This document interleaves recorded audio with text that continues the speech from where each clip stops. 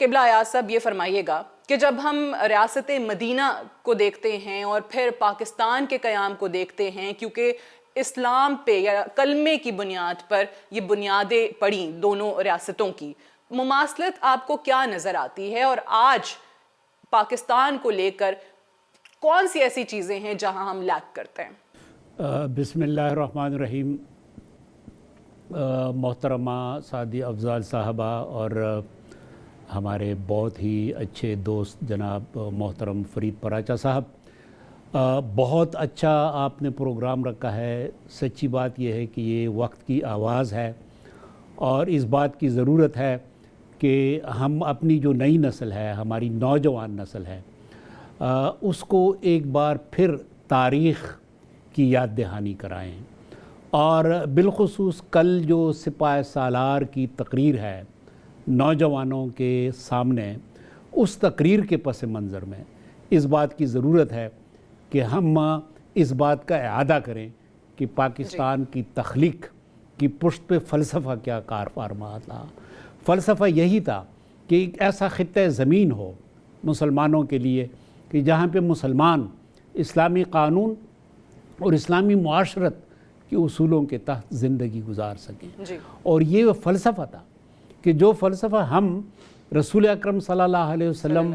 کے دور میں قائم شدہ ریاست مدینہ کی صورت میں دیکھتے ہیں کہ ریاست مدینہ کی صورت میں ایک ایسا نظام آیا کہ جس نظام کی اساس پہ ہم نے دیکھا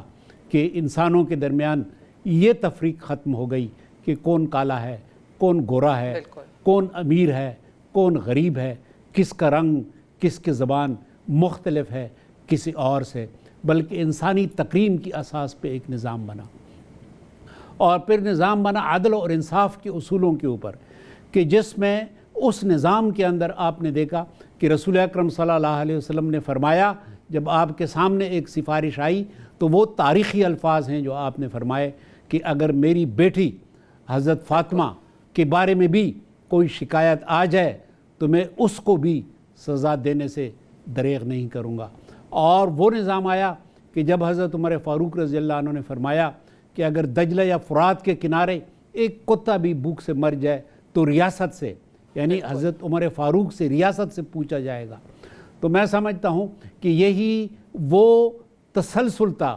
کہ جو ہم ایک بار پھر دیکھتے ہیں، اور قائد اعظم محمد علی جناح بابائے قوم اور مصور پاکستان علامہ اقبال،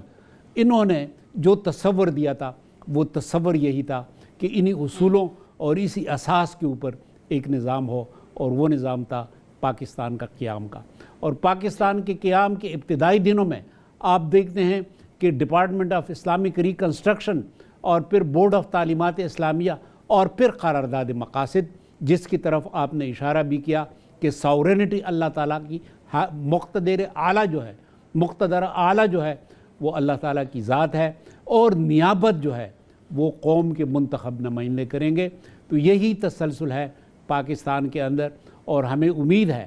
کہ یہ جو کل کی تقریر ہے سپاہ سالار کی، پاکستانی قوم کے سربراہ عساکر کے سربراہ کی، وہ 8 فروری کو ہم دیکھ رہے ہیں کہ انشاءاللہ ایک نئی قیادت آئے گی، اور یہ قیادت انشاءاللہ تسلسل ہوگی اسی تصور کی کہ جو پاکستان کے قیام کا فلسفہ تھا اور مقصد تھا۔